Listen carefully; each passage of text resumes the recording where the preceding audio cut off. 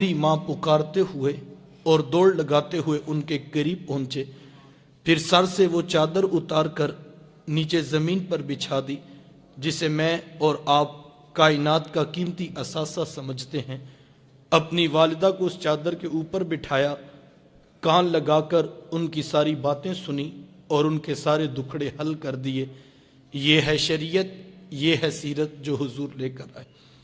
فتح مکہ ہوا تو حضور علیہ السلام کی رضائی خالہ حضرت حلیمہ سعدیہ سلام اللہ علیہ کی بہن حضور سے ملنے کے لیے آئیں۔ اپنی ماں کا پوچھا تو بتایا گیا کہ ان کا تو وصال ہو گیا ہے۔ چھم چھم آنکھوں سے آنسو برسنے لگے، بار بار حضرت حلیمہ کی شفقتیں یاد کرتے اور ساتھ ساتھ روتے چلے جاتے۔ پھر اپنی خالہ کو رخصت کرنا چاہا، ایک گھوڑا، ایک جوڑا، 100 دینار دے کر میرے حضور اپنی خالہ کو رخصت کیا۔ یہ ہے شریعت، یہ ہے سیرت جو حضور لے کر آئے۔ ایک دن حضور صحابہ کو نماز پڑھانے آئے، تاحد نگاہ صحابہ نے اٹھ کر حضور کا استقبال کیا۔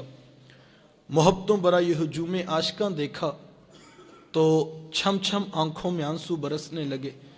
ایک ٹھنڈی آہ بری اور کیا فرمایا، لو ادرکت والدیہ او احدہما، کاش آج میرے ماں باپ بھی زندہ ہوتے یا ان میں سے کوئی ایک ہی زندہ ہوتا، پھر میں لوگوں کو نماز عشاء پڑھا رہا ہوتا، اس میں سورہ فاتحہ کی تلاوت کر رہا ہوتا، پھر میری ماں کو میرے ساتھ کوئی کام یاد آ جاتا، وہ دروازے پہ آتی، چلمن سرکاتی، اپنے میٹھے اور پیار بھرے لہجے میں فرماتی، ابنی محمد، میرے بیٹے محمد میری بات تو سنو۔ کہا لوگوں نماز کا مصلی چھوڑ کر پہلے ماں کی بات کو سن لیتا۔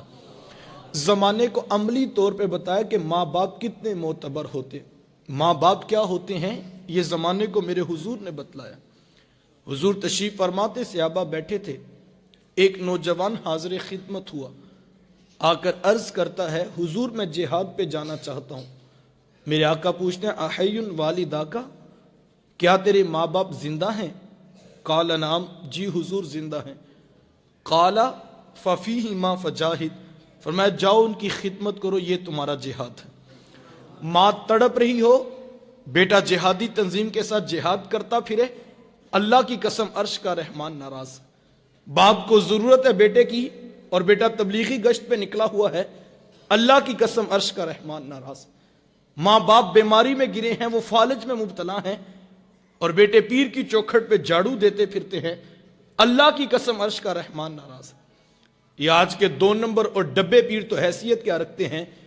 اگر کوئی شخص ماں باپ کو تڑپتا چھوڑ کر حضور غوث اعظم رضی اللہ تعالی عنہ سے بھی فیض لینا چاہے تو اسے کچھ نہیں مل سکتا۔ پہلی مرشد تو ماں ہے، سب سے بڑا پیر تو تیرے گھر تیرا باپ بیٹھا ہے، ان کی خدمت کر، یہ تیرے لیے جہاد جیسا افضل عمل ہے۔ اور یہ میں نہیں کہہ رہا، یہ اللہ کے رسول فرما رہے۔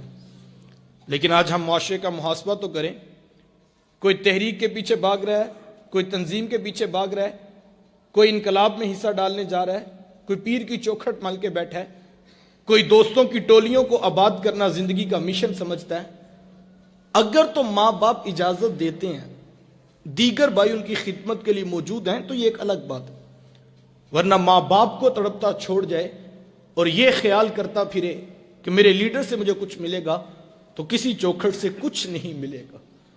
یار یہ کیسا ستم ہے کہ صبح کے وقت 60 سال کا بوڑھا باپ جوان بیٹے کی منت کرتا ہے اور کہتا ہے بیٹا آج دکان پہ رش زیادہ ہے، گاہکوں کی بھی بھیڑ ہے اور میری طبیعت کچھ ناساز ہے، تو تم ذرا دکان پر کچھ وقت زیادہ دینا۔ تو نوجوان آگے سے کیا کہتا ہے، کوئی جیتا ہے تو جیے، کوئی مرتا ہے تو مرے، میں نے پیر کے دربار پہ ضرور جانا ہے۔ یہ دین کس نے سکھایا ہے؟ یہ اللہ کے رسول کی تعلیمات تو نہیں ہے۔ یار حضور علیہ السلام نے تو یہاں تک ارشاد فرما دیا کہ میں نماز کا مصلی چھوڑ کر پہلے ماں کی بات کو سن لیتا۔ اللہ اکبر۔ اس سارے مضمون کو 2 جملوں کے اندر سمو کے رکھ دیا اور ارشاد فرمایا رضا اللہ فی رضا الوالد و سخط اللہ فی سخط الوالد، فرمایا جس کا باپ راضی ہے میں محمد ضمانت دیتا ہوں اس کا عرش کا رحمان بھی راضی ہے، اور جس کا باپ ناراض ہے اس کا عرش کا رحمان بھی ناراض ہے۔ کائنات کی قیمتی شے جنت تھی، کھینچ کر کے ماں کے قدموں تلے بچھا دی۔ ایک ایک رشتے کا تقدس معاشرے کو میرے حضور نے سکھلایا ہے۔ آپ تاریخ عرب اٹھائیں، قرآن مجید کے اندر موجود ہے، جب کسی شخص کے یہاں بیٹی پیدا ہوتی تو شرم سے اس کا منہ کالا ہو جاتا۔ عزت اور آبرو بچانے کا ایک ہی راستہ ہوتا کہ وہ ماں کی ممتا بری گود سے پھول جیسی بیٹی کو چھینتا، گڑا کھود کر دھکا دے کر اوپر سے مٹی انڈیل کر جو ہے وہ فخر کرتا کہ میں گھر میں سانپ پیدا ہوا تھا تو اس کو آج میں نے دفن کر دیا۔ اس کی چیخیں، اس کی سسکیاں، اس کی آہیں باپ کے دل پر گداز نہ پیدا کر سکتی۔ اگر کسی کے ہاتھوں میں اتنی سکت تھی تو وہ اس قابل تھا کہ معاشرے میں سر اٹھا کے جی سکے۔ یہ وہ عرب معاشرہ ہے جسے قرآن مجید فرقان حمید نے بیان کیا۔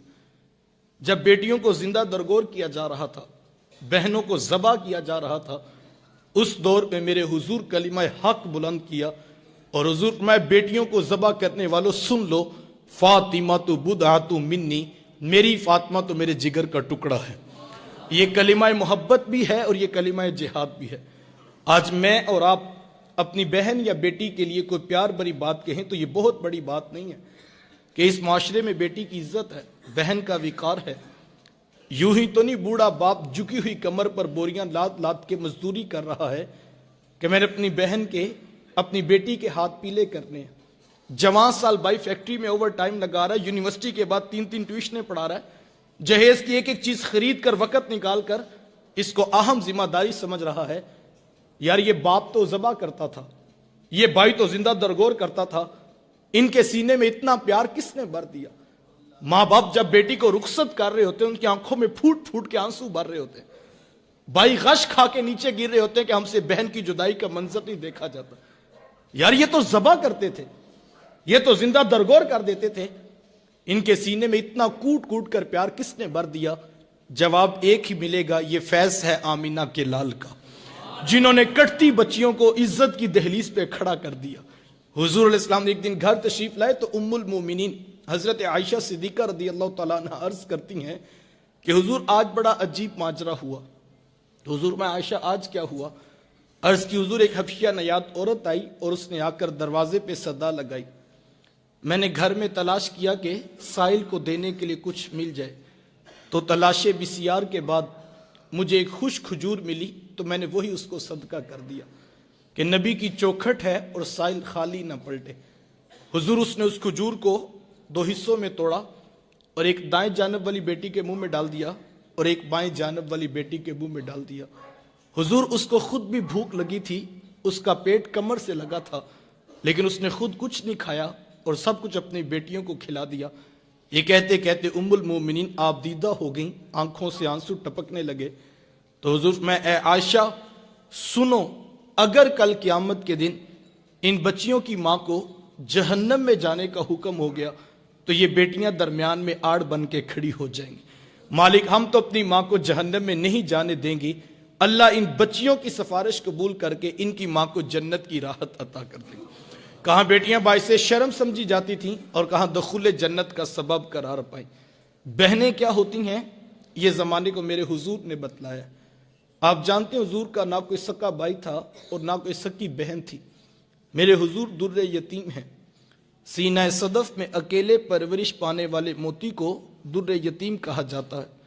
حضور بطن آمنہ میں اکیلے پرورش پائی ہے، لیکن جب رضاعت کا شرف عطا کرتے ہوئے میرے حضور حضرت حلیمہ سعدیہ سلام اللہ علیہا کے ہاں تشریف لے گئے تو ان کی ایک بیٹی تھی جن کا نام شیمہ یا شیمہ بتایا جاتا ہے۔ وہ رشتے میں میرے حضور کی رضائی بہن لگتی تھی۔ قبیلہ بنو سعد کے رواج کے مطابق شام کو جب مائیں کھانا پکانے لگتی تو بہنیں اپنے بھائی گود میں اٹھا کر باہر کھلے میدان میں آ جاتی۔ ہر بہن کی گود میں اس کا بھائی ہوتا اور وہ اپنے بھائی کے حسن کے قصیدے پڑھ رہی ہوتی۔ اگر کسی کے بھائی کا رنگ کالا ہوتا تو وہ کہتی جناب رنگ کالا ہے تو کیا ہوا، میرے بھائی کے نقوش دیکھو کتنے خوبصورت ہیں، اس کی اٹھی ہوئی ناک، اس کی جیل جیسی خوبصورت آنکھیں تو دیکھو کتنی پیاری ہیں۔ تو وہ نقوش کو معیار حسن قرار دیتی، اور اگر کسی کے بھائی کا رنگ گورا چٹا ہوتا تو وہ کہتی رنگ نہیں تو کچھ نہیں، حسن تو ہوتا ہی سارا رنگت میں ہے، میرے بھائی کا رنگ دیکھو کتنا نکھرا ہے۔ تو یہ بحث مباحثہ چل رہا ہوتا اور کوئی بہن ہار ماننے کو تیار نہ ہوتی۔ اتنے میں ایک سمت سے حضرت شیما اپنا ویر محمد اٹھا کے لے آتی، کہتی ذرا میرے ویر کا مقابلہ بھی تو کرو نا۔ وہ کہتی نہیں شیما، تیرے ویر کا مقابلہ تو نہیں نا، تیرا تو ساروں کا سردار لگتا ہے۔ کتب میں آتا ہے حضرت شیما کا سر فخر سے بلند ہو جاتا، وہ حضور کو سینے سے چمٹا لیتی اور دعا دیتی، ربنا ابقِ لنا محمدا، شاءاللہ میرے ویر محمد کو نظر نہ لگے۔ آج میں دیکھ رہی ہوں بچوں کا سردار ہے، کل اپنی آنکھوں سے دیکھوں جوانوں کا بھی سردار بنے۔ زندگی کے لیل و نہار گزرتے گئے، حضرت شیما کی شادی ہو گئی۔ مدنی دور کی کہانی ہے، اتفاق سے جس قبیلے میں حضرت شیما کی شادی ہوئی تھی، حضور کے صحابہ کی لڑائی اور جنگ اسی قبیلے سے ہوئی۔ ان کے کچھ بندے قتل کر دیے گئے، کچھ کو قیدی بنا کر صحابہ مسجد نبوی میں لے آئے۔ عرب کے رواج کے مطابق قیدیوں کو چھڑانے کے لیے قوم کے سردار فنڈ اکٹھا کرنے کے لیے نکلے، ہر دروازے پہ جا کر دستک دیتے اور فنڈ مانگتے۔ چلتے چلتے حضرت شیما کے دروازے پہ پہنچ گئے، دستک دی تو پوچھا کون؟ کہا قبیلے کے سردار ہیں، فنڈ اکٹھا کر رہے ہیں، تم بھی اپنا حصہ ڈالو۔ تو کہا کہ یہ فنڈ کس لیے اکٹھا ہو رہا ہے، یہ رقم کیوں جمع کی جا رہی ہے؟ تو کہا مدینے میں ایک شخص ہے، ادعائے نبوت رکھتا ہے، اس نے ہمارے لوگ پکڑے ہیں، ہم نے اپنے قیدی چھڑانے۔ تو کہا اس کا نام کیا ہے؟ کسی کی زبان سے بے ساختہ نکلا محمد صلی اللہ علیہ وسلم۔ ایک عرصے کے بعد حضور کا نام سنا تو آنکھوں میں بے ساختہ آنسو آ گئے۔ کہا اس نے تمہارے بندے پکڑے ہیں؟ کہا ہاں اس نے ہمارے لوگ پکڑے۔ کہا پھر فنڈ اکٹھا کرنا چھوڑ دو، مجھے ساتھ لے چلو۔ کہا تم کیا کرو گی؟ کہا میں تمہارے قیدی چھڑا کے لاؤں گی۔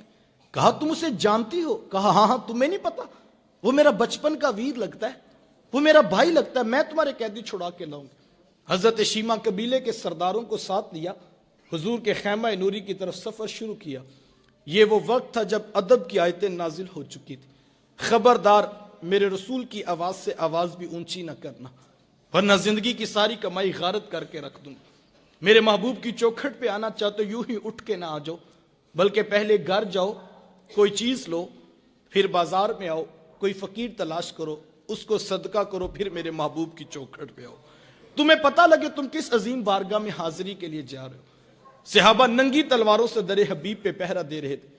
حضرت شیما اس خیال سے کہ میں اپنے بھائی اور ویر کو ملنے جا رہی ہوں، جب آگے بڑھنا چاہا تو پہرے داروں نے تلواریں سونت دی۔ رک جا دیہاتی عورت، جانتی نہیں آگے کوچہ رسول ہے، آگے تو بغیر اجازت کے جبریل بھی نہیں جا سکتے، تو کون ہے؟ روایت میں آتا ہے جب راستہ روکا گیا، تلواریں سونت دی گئیں، تو حضرت شیما نے یوں ہاتھ سے تلوار کو جھٹک کے کہا، خلو سبیلی وعلموا انا اخت نبیکم، کہا میری راہیں چھوڑ دو، جانتے نہیں میں تمہارے نبی کی باجی اور بہن لگتی ہوں۔ بس یہ آواز کانوں میں پڑنا تھی، آنکھوں پر پلکوں کی چلمنے آ گئیں، نگاہیں نیچی کر دی، تلواریں پیچھے ہٹا دی۔ حضرت شیما پورے پروٹوکول سے حضور کے خیمہ نوری میں داخل ہوئیں۔ میرے حضور جب بہن کو آتے دیکھا، حضور اٹھ کر استقبال کیا، مرحبا کہتے ہو، خوش آمدید پیش کرتے ہو، فرمایا میری بہن آج کدھر کو آنا ہوا؟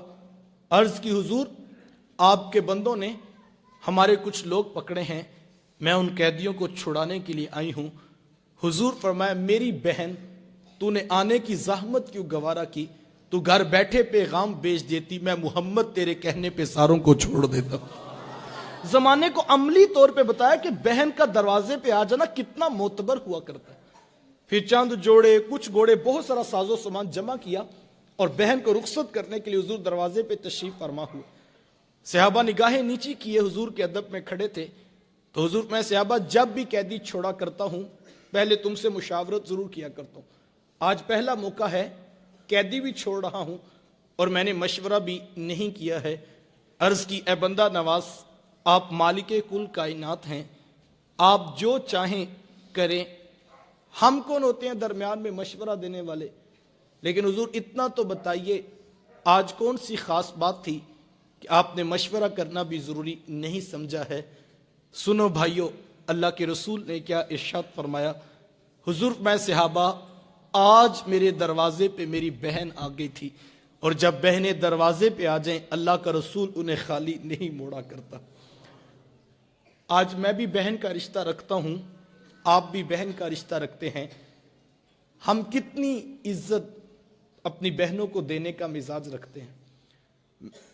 دکھ، تکلیفیں، مصیبتیں، پریشانیاں تو اپنی جگہ رہ گئیں، یار ہم تو بہنوں کی خوشیوں میں شریک ہونے کے بھی روادار نہیں۔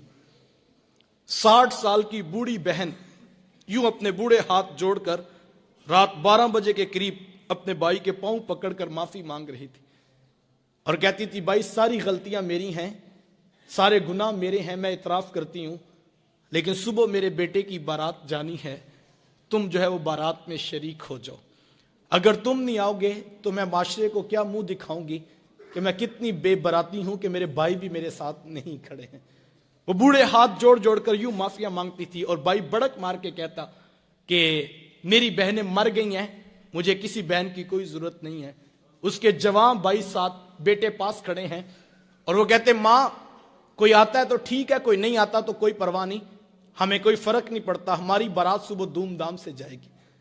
لیکن وہ کہتی بیٹا تم چپ رہو، یہ میرا اور میرے ویر کا معاملہ ہے، میں نے بھائی راضی کر کے جانا ہے، میں نے بھائی راضی کر کے جانا ہے۔ اس نے آخری حربہ سوچ رکھا تھا جب نہیں نہ مانے گا تو پھر میں اپنے سر کی چادر اتار کے اس کے پاؤں پہ ڈالوں گی، پھر تو اس کا کلیجہ پگھل جائے گا۔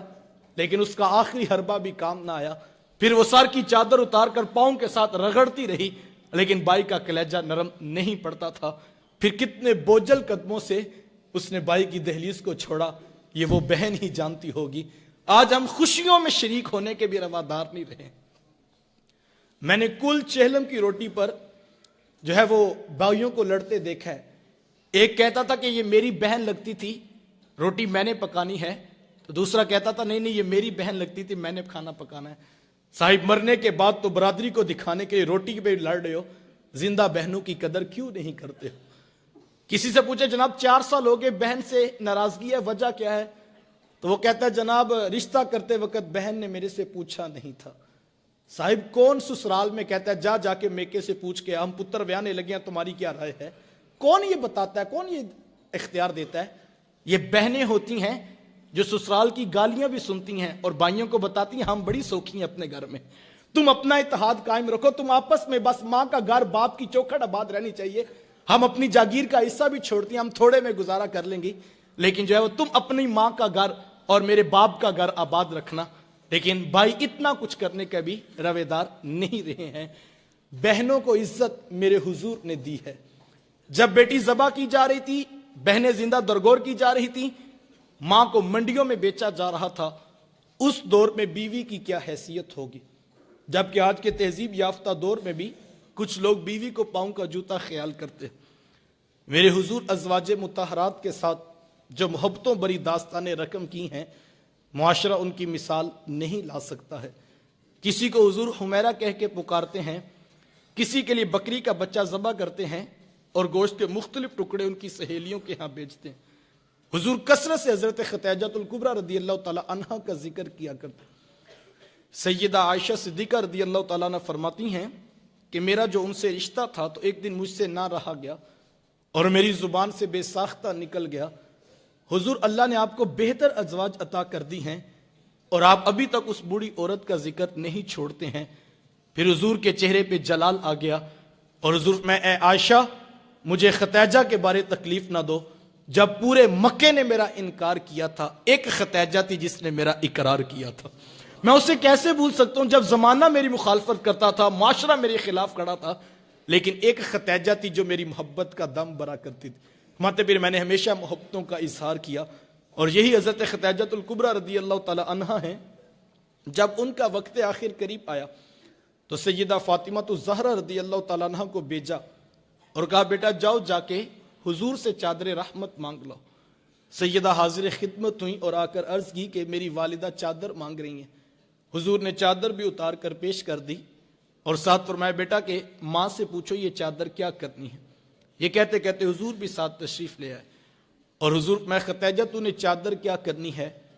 عرض کیا کہ حضور جو میرا بخار ہے لگتا یوں ہے کہ جیسے جان لیوا ثابت ہوگا. میری آرزو یہ ہے کہ مجھے کفن آپ کی چادر رحمت میں دیا جائے. یہ حضور کی سیرت کا کتنا بڑا ریفرنس ہے کہ بیوی آرزو کر رہی ہے اگر مجھے شوہر کی چادر میں کفن مل گیا تو یہ میرے رب کے حضور بھی میری بخشش کی ضمانت ہوگی. حضور نے چادر بھی اتار کر پیش کر دی اور ساتھ تاریخ ساز جملہ ارشاد فرمایا خدیجہ تو نے تو صرف چادر مانگی ہے، لو ارتی جلدی لآتیتکی، اگر تم مجھ محمد کی جلد بھی مانگتی میں وہ بھی اتار کے پیش کر دیتا. زمانے کو ایک ایک رشتے کا تقدس میرے حضور نے سکھلایا. بھائی کیا ہوتے ہیں یہ زمانے کو میرے حضور نے بتلایا. حضور تشریف فرماتے، صحابہ بیٹھے تھے، ایک نوجوان حاضر خدمت ہوا، آ کر عرض کرتا ہے حضور میں کماتا ہوں اور میرا بھائی کماتا نہیں ہے، اخراجات سانجے ہیں، ہم رہتے اکٹھے ہیں، تو میرے حصے کی کمائی بھی اس کی طرف چلی جاتی. اس طرح ایک کمانے والے بھائی نے نہ کمانے والے کی شکایت اللہ کے رسول کی بارگاہ میں پیش کی. آج گھر گھر کا دکھڑا یہی ہے، ہر گھر کی بنیادی لڑائی کی وجہ یہ ہے، جو زیادہ کماتا ہے وہ دوسروں کو خاطر میں نہیں لاتا. بڑا بھائی چھوٹوں کے لیے بے پناہ محبت کے جذبات رکھتا ہو لیکن اس کی آمدن تھوڑی ہو تو چھوٹے بھائی اس کو تانا دیتے ہیں کہ تو نے باپ کے بعد کون سی ہماری لیے جاگیر بنا کے رکھی ہے، تیری اولاد تو ہمارے اخراجات پہ پلتی، تیرے بچوں کی فیسیں تو ہم جمع کرواتے ہیں. تانے کس بات پر دیے جا رہے ہیں کہ اس کی آمدن صرف تھوڑی ہے. لیکن میرے حضور کتنا خوبصورت دین لے کر تشریف فرما ہوئے، اور میں یہ سمجھتا ہوں اس ایک بات کو اگر دل میں جگہ دے لی جائے تو چھوٹی چھوٹی باتوں پر یوں گھر ٹوٹنے کی طرف کبھی بھی نہ آئے. عرض کی حضور میں کماتا ہوں، میرا بھائی کماتا نہیں ہے، رہتے اکٹھے ہیں، اخراجات سانجے ہیں، تو میرے حصے کی کمائی بھی اس کی طرف چلی جاتی ہے. میرے حضور بے ساختہ ارشاد فرمایا، حضور فرمایا ہو سکتا ہے اللہ تجھے رزق تیرے اس بھائی کی وجہ سے دے رہا ہو جو کماتا نہیں ہے. یہ کتنی بڑی بات ہے. یہ تو کرم ہو گیا کہ تیرا ہاتھ دینے والا بنا دیا، لینے والا نہیں بنایا. اگر تیرا ہاتھ لینے والا بنا دیتے تو کیا کر سکتا تھا؟ تو بھی تو اسی ماں کی آغوش سے پلا، تو بھی تو اسی باپ کی اولاد ہے. تیری رگوں میں کوئی الگ سے خون تو نہیں دوڑتا، تیرے دماغ میں کوئی الگ سے سوتے تو نہیں پھوٹتے. تجھے اپنی ڈگریوں پہ ناز ہے، تیرے سے بڑی بڑی ڈگریوں والے لوگوں کے آگے خاک چھانتے پھرتے ہیں. ساری برادری پورا خاندان نیچے رہ گیا، چچا تائے نیچے رہ گئے، 30 سال سے کاروبار کرنے والے.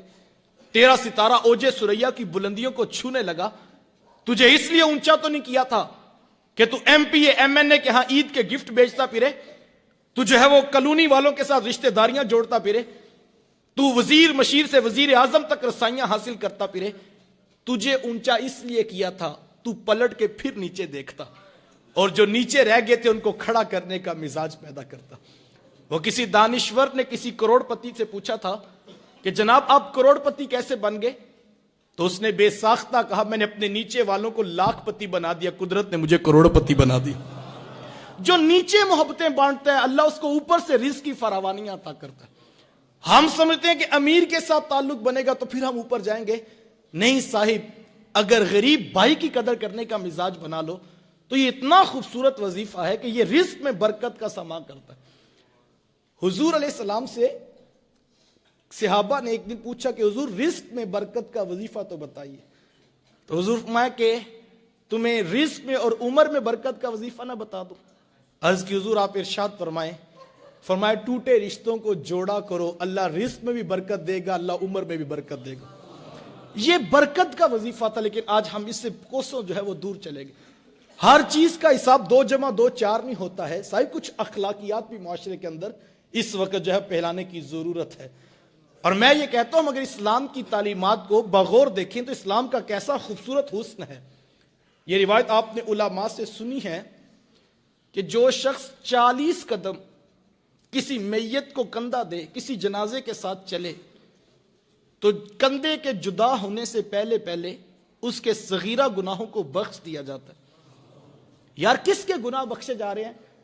جو ایک مردہ کے ساتھ، زندہ کے ساتھ ہی مردہ کا سہارا بن کے کھڑا ہو. کتنی دیر کے لیے؟ 40 قدم. کتنا ٹائم لگ جائے گا؟ 10 منٹ لگ جائیں گے. یار جو 10 منٹ کسی مردہ کا سہارا بنے، اسلام اس کے گناہ معاف کر دیتا ہے. جو سکے بھائی زندہ کا سہارا بن کے کھڑا ہو جائے. اسلام اس کو کیا کچھ نہیں عطا کرے گا. لیکن ہم بڑے عجیب, مجھے کوئی حاجی صاحب کہہ رہے تھے کہ, اور دوست بتا رہا تھا کہ حاجی صاحب نے اعلان کیا کہ برادری میں جتنے بھی کل چیلم یا فوتگیاں ہوں گی ان کی روٹی حاجی صاحب کی طرف سے ہوگی.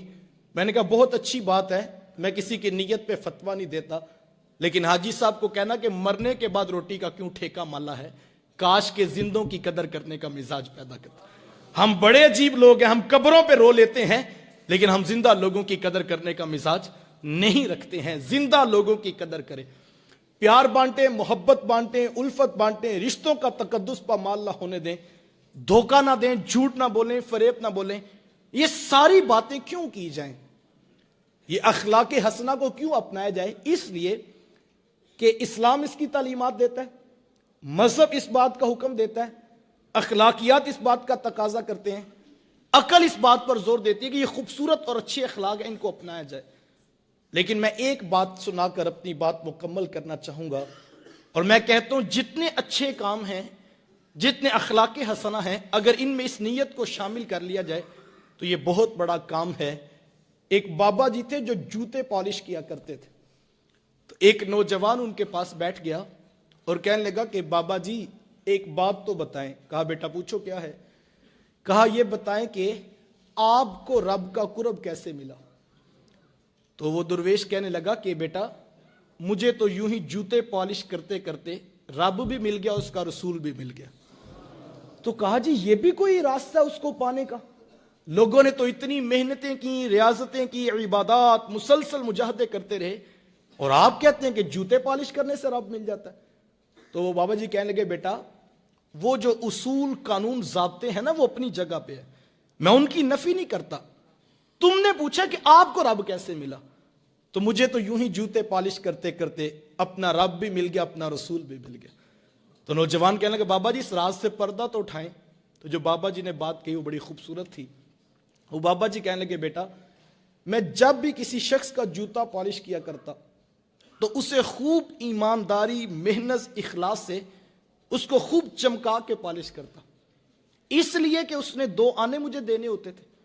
کہا نہیں وہ تو اس نے دینے ہوتے تھے, وہ تو پہلے طے ہوتے تھے, لیکن میں جوتا خوب صرف اس لیے چمکا دیا کرتا کہ یہ اس شخص کا جوتا ہے کہ جس رسول کا میں کلمہ پڑھتا ہوں ان کا یہ بھی کلمہ پڑھتا ہے, جس رسول سے میں محبت کرتا ہوں ان کا یہ بھی پیار کرنے والا ہے, جس رسول کی شفاعت پہ میری نظر لگی ہوئی ہے ان کا چاہنے والا یہ بھی ہے.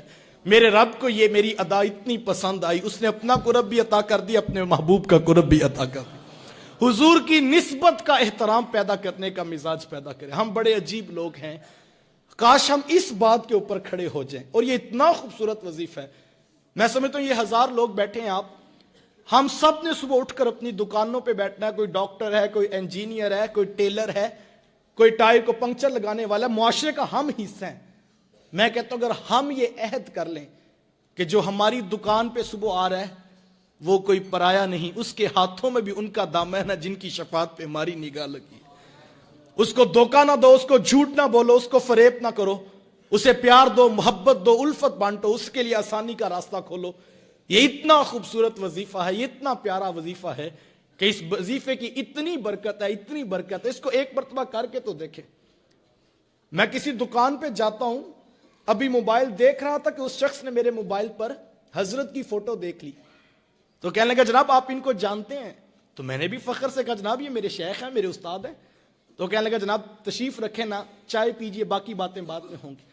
مجھے عزت دینے لگا, ریٹ نیچے آنے لگا. وہ جو بحث کر رہا تھا ایک دم اس کا لہجہ بدل گیا, کہنے لگا جناب ہم بھی ان کو سنتے ہیں, تو بڑا خوبصورت بیان کرتے ہیں. یار یہ عزت کس بات کو دی جا رہی ہے کہ جن کا خطاب میں سنتا ہوں ان کا خطاب یہ بھی سنتا ہے.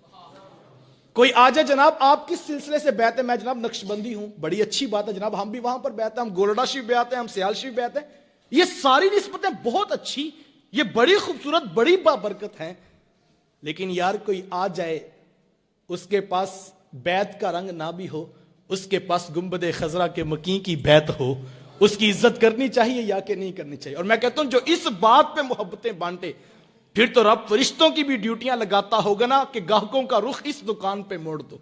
یہاں پر گاہکی نہیں دیکھی جاتی, یہاں محمد کی نسبت دیکھی جاتی ہے, یہاں میرے رسول کی امت کو پیار دیا جاتا ہے. اور اگر کوئی شخص سرے بازار کھڑا ہے، وہ ایک بزرگ تھے، وہ فرمایا کرتے تھے کہ بیٹا کام بڑے نہیں ہوتے، کاموں کی نیتیں بڑی ہوتی ہیں۔ ہم سمجھتے ہیں کہ اوپر سے بڑا انقلاب گرے گا تو پھر ہم کام کریں گے۔ یار کام جس شعبے کا بھی کرتے ہو ساتھ میں نسبت رسول کی شامل کر لو۔ تو ایک سرے بازار شخص جو ہے سائیکل کے اوپر چھابڑی رکھ کر جو ہے وہ فروٹ بیچ رہا ہے، تو کوئی آ کے اس سے 1 کلو کے پیسے دیتا ہے، تو پوری تسلی کر کے ایک ایک دانہ جو ہے وہ اچھا ڈال کے دیتا ہے، اور کوئی داغی اگر ہاتھ میں آتا ہے تو اس کو پیچھے کر لیتا ہے۔ کیوں؟ کہ اس نے قیمت مجھے پوری دینی ہے؟ نہیں، وہ تو حق بنتا ہے جو قیمت پوری دے رہا ہے اسے سودا پورا دیا جائے، لیکن وہ کہتا ہے اس لیے کہ جن کا میلاد میں مناتا ہوں یہ ان کے امتیوں نے کھانا ہے۔ تو پھر دیکھیں کام کتنا خوبصورت ہو جائے گا۔ یہ اتنا بڑا وظیفہ، اس پہ کھڑے ہونے کا مزاج پیدا کریں۔ حضور کی نسبت، وہ کیا میرے شیخ پڑھا کرتے ہیں، آپ فرماتے ہیں محمد کی وساطت سے یہ محبت تیری میری ہے، محمد کی وساطت سے یہ محبت تیری میری ہے، محبت اصل ان کی ہے، نہ تیری ہے نہ میری ہے، ہزاروں قومیں وجود میں آئیں دہر میں خشک و تر کے رشتے سے، ہزاروں قومیں وجود میں آئیں دہر میں خشک و تر کے رشتے سے، ہم نے بنیاد دوستی رکھی یاد خیر البشر کے رشتے سے۔ حضور کی محبت کا احترام کرنے کا، حضور کی نسبت کا احترام کرنے کا۔ کل اگر حضور نے حشر کے میدان میں پوچھ لیا میرا امتی تیرے دکان پہ کھڑا تھا اور اس نے تجھے بتایا بھی تھا کہ میں حضور کا ماننے والا ہوں، آپ کی دکان دیکھ کر آیا ہوں، کوئی گزر رہا تھا نا تو وہ بازار سے ہماری دکان پہ آ گیا، اس نے کہا جناب سودا تو آگے سے خریدتے تھے، خرید و فروخت تو وہاں سے ہوتی تھی، لیکن آج حضور کا نام جری حروف میں لکھا ہوا دیکھا تو اسی وقت جو ہے وہ ذہن بن گیا کہ یار یہ تو حضور کے چاہنے والوں کی دکان ہے، چلو آج کے یہاں سے خرید و فروخت کرتے ہیں۔ تو ہم بڑے خوش ہوئے کہ چلو اب تو اعتماد بن گیا، اور ہم نے پھر ریٹ ڈبل کر لیا کہ اس نے کون سا بحث کرنی، یہ تو پہلے قائل ہو چکا ہے حضور کے نام پر۔ تو پھر اگر حضور نے پوچھ لیا میرا امتی تیری دکان پہ آیا تھا، تو نے میرے امتی کو بھی معاف نہیں کیا تھا، تو نے میرے امتی کو دھوکہ دے دیا، تو حضور کی امت، میرے شیخ فرمایا کرتے اگر میں آپ کے بچوں سے پیار کروں تو آپ کو اچھا لگوں گا نا، آپ میرے بچوں سے پیار کریں تو مجھے اچھے لگیں گے نا۔ تو جو حضور کی غریب امت سے پیار کرے گا وہ اللہ کے رسول کو کتنا اچھا لگے گا۔ آؤ صاحبو پیار بانٹو، محبت بانٹو، الفت بانٹو۔ میں نہیں یہ کہتا کہ آپ ہزاروں پھول جہاں راستے میں بکھیر دیں، آپ پھول نہیں بکھیر سکتے تو کم از کم کانٹے بچھانے کا مزاج تو چھوڑ دیجئے۔ آپ پھول نہیں بکھیر سکتے، کوشش کر کے کچھ کانٹے کم کرنے کی ہی ذمہ داری قبول کر لیجئے۔ آئیں امت کو جوڑ کر امت بن کر جینے کا مزاج پیدا کریں۔ آج انٹرنیشنل لیول پر بھی اگر ہم ڈسٹرب ہیں اور ہمارا جو ہے وہ ماحول کتنا جو ہے وہ ناساز ہو گیا ہے، تو اس کی بنیادی وجہ بھی یہ ہے کہ ہم نے نیچے ناز کرنا تو سیکھا ہے، ہم نے پیر، ہم نے نسبت، ہم نے جو ہے وہ ملک، ہم نے ملت، ان چیزوں پر تو ناز کی، یہ ساری برکتیں اپنی جگہ پر، لیکن ہم نے مسلمان بن کر جینے کا عہد نہیں کیا ہے۔ اگر اغیار آئے دن کوئی نہ کوئی سازش کر رہے ہیں، اور جو امریکی صدر کا بیان آپ نے سنا اس کی وجہ کیا ہے؟ اگر بہت ساری وجوہات ہیں، اس کی بنیادی وجہ کیا ہے؟ اسے بکھرے ہوئے لوگ نظر آتے ہیں، اس کو امت رسول نظر نہیں آتی ہے۔ ورنہ جب ہم امت بن کے جیا کرتے تھے تو پھر سلطان صلاح الدین ایوبی کی ایک للکار بھی کافی ہوا کرتی تھی، لیکن آج ہم امت نہیں رہے، ہم بکھر کے ٹکڑوں میں فرقوں، گروہوں اور جتھوں کی صورت میں بٹ گئے۔ آئیں امت بن کر جینے کا مزاج پیریں، اور جہاں بھی ہوں حضور کے امت کی قدر کرنے کا مزاج پیدا کریں۔